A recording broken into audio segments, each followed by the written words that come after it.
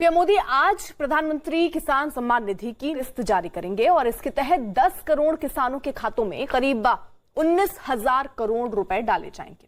News 18 के अमिताभ सिन्हा की खबर है कि एक और जहां विपक्ष किसानों के नाम पर राजनीति कर रहा है, वहीं पीएम मोदी बिना किसी के दबाव में आए लगातार किसानों की मदद करने में जुटे हैं और इसी कड़ी में आज किसानों के खातों में ये पैसे पीएम किसान सम्मान निधि की 17,000 करोड़ रुपया जारी किया जा रहा है। मैं इस अवसर पर प्रधानमंत्री किसान सम्मान निधि योजना के तहत किसानों के लिए बड़ी अपडेट निकलकर सामने आ रही है कि आखिर किन किसानों को मिलेगा पीएम किसान योजना का लाभ। ध्यान दीजिए, इस बार जो है बहुत सारे किसान ऐसे हैं जिन्हें पीएम किसान योजना का लाभ नहीं मिलेगा। तो किस प्रकार के किसानों को नहीं मिलेगा, इस वीडियो के माध्यम से बताएंगे। बने रहिएगा एंड तक हमारे साथ। काफी किसान परेशान है कि हमारे खाते में पैसा जो है वो नहीं आ रहा है, यानी कि हम बात करें 17वीं किस्त या फिर उससे पहले भी जो भी किस्त आ रहे हैं वो किसी भी किस्त का पैसा किसानों को नहीं मिल रहा है। तो ध्यान दीजिए, आखिर क्यों नहीं मिल रहा है इस वीडियो के माध्यम से बताएंगे। चैनल पे नए हैं तो एक लाइक, सब्सक्राइब, ज्यादा से ज्यादा शेयर, फॉलो कीजिए ताकि हर परेशान किसानों तक इस नोटिफिकेशन को हम बखूबी पहुंचा सके। तो इसके लिए आपका हेल्प हमारे लिए बहुत ही मायने रखता है, आपकी मदद जो है वो हमारे लिए बहुत ही मायने रखता है। चलिए वीडियो में हम आगे बढ़ते हैं। चलिए आपको हम बताते हैं कि किस प्रकार के किसानों को इस योजना का लाभ नहीं मिलेगा। पहली बात हम आपको बता दें कि इस योजना से जुड़ने के लिए भारतीय और पात्र किसान होना जरूरी, यानी कि किसी और देश का किसान नहीं होना चाहिए, अपना भारतीय होना चाहिए।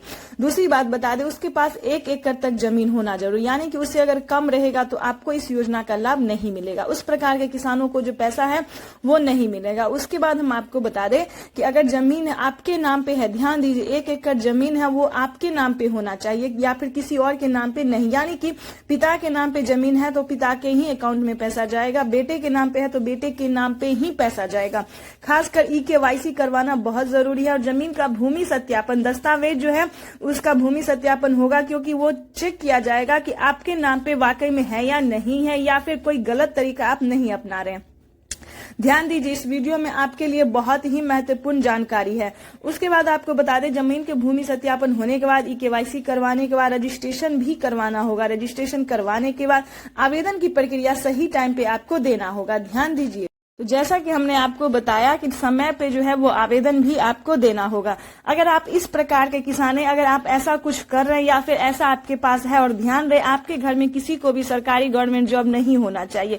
देखिए, इस वीडियो के माध्यम से जो भी जानकारी हम आप तक दे रहे हैं वो आप किस प्रकार के किसान हैं वो आप खुद ही जान पाएंगे। यानी कि आपके घर में किसी को सरकारी गवर्नमेंट जॉब नहीं होना चाहिए, लाभार्थी पात्र किसान होना चाहिए और 1 एकड़ तक जमीन होना चाहिए, तभी आप इस योजना से जुड़ सकते हैं।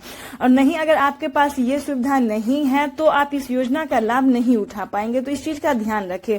और एक जरूरी बात आपको बताना चाहते हैं कि कोई भी गलत तरीका ना अपनाए, क्योंकि जो किसान गलत तरीके से पेमेंट पहले उठा रहे थे उनके अकाउंट से ऑटोमेटिक 12,000 रुपए की धनराशि कट गई है। तो इस चीज का ध्यान रखें। और रही बात 17वीं किस्त का जो आप इंतजार कर रहे हैं, तो वो किसानों के बैंक खाते में पैसा जो है वितरण होना शुरू हो गया है, क्योंकि पीएम किसान सम्मान निधि योजना के तहत अभी किसानों के खाते में एक और किस्त यानी कि 2,000 रुपए की एक और किस्त की धनराशि ट्रांसफर हुई है। साथ ही किसानों को साल में 8,000 रुपए की धनराशि मिल सकती है 4 किस्तों में।